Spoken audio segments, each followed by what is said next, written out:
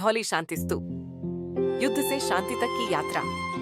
उड़ीसा की राजधानी भुवनेश्वर से लगभग 8 किलोमीटर दूर धौली पहाड़ियों पर स्थित धौली शांति स्तूप न केवल एक ऐतिहासिक स्थल है, बल्कि यह शांति, अहिंसा और मानवता का प्रतीक भी है। ये वही स्थान है जहां सम्राट अशोक ने अपने जीवन का सबसे महत्वपूर्ण निर्णय लिया था, युद्ध छोड़कर शांति और बौद्ध धर्म की ओर अग्रसर होने का।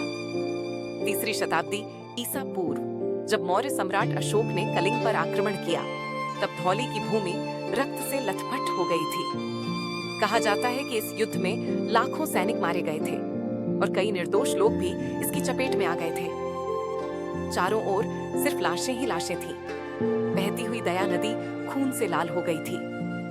अशोक, जो अब तक एक शक्तिशाली और क्रूर सम्राट के रूप में जाना जाता था, जब युद्ध समाप्त होने के बाद इस भूमि पर आए तो उन्होंने देखा कि घायल सैनिक कराह रहे हैं, महिलाएं अपने प्रियजनों को खोने के गम में रो रही हैं और बच्चे अनाथ हो चुके हैं। यह दृश्य उनके हृदय को झकझोर गया। कहा जाता है कि उसी रात सम्राट अशोक ने इस युद्ध भूमि पर अकेले समय बिताया।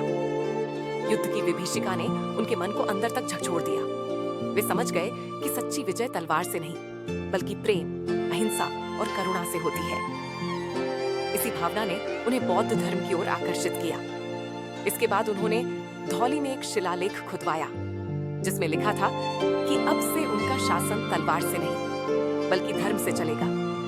वे अब विजय के बजाय शांति के मार्ग पर चलेंगे और बौद्ध धर्म के संदेश को फैलाएंगे। सम्राट अशोक ने यहाँ कई स्तंभों और शिलालेखों का निर्माण करवाया, जो उनकी नई नीतियों को दर्शाते थे।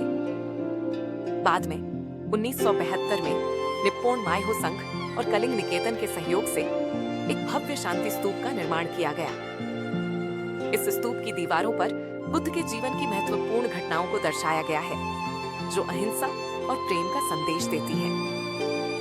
आज धौली शांति स्तूप एक प्रसिद्ध पर्यटन स्थल है, जहां लोग न केवल इतिहास को जानने आते हैं, बल्कि आत्मिक शांति और ध्यान का अनुभव भी करते हैं। यह स्थान हमें याद दिलाता है कि सबसे महान योद्धा वो होता है जो अपनी तलवार छोड़कर प्रेम और करुणा का मार्ग अपनाता है। धौली शांति स्तूप सिर्फ पत्थरों की एक संरचना नहीं, बल्कि सम्राट अशोक के हृदय परिवर्तन और उनके अहिंसा के संदेश का जीवंत प्रमाण है। यह हमें सिखाता है कि सच्ची शक्ति हथियारों में नहीं, बल्कि प्रेम और शांति में होती है। यही कारण है कि यह स्थान आज भी लाखों लोगों को प्रेरित करता है और इतिहास के सबसे महत्वपूर्ण अध्यायों में से एक बना हुआ है।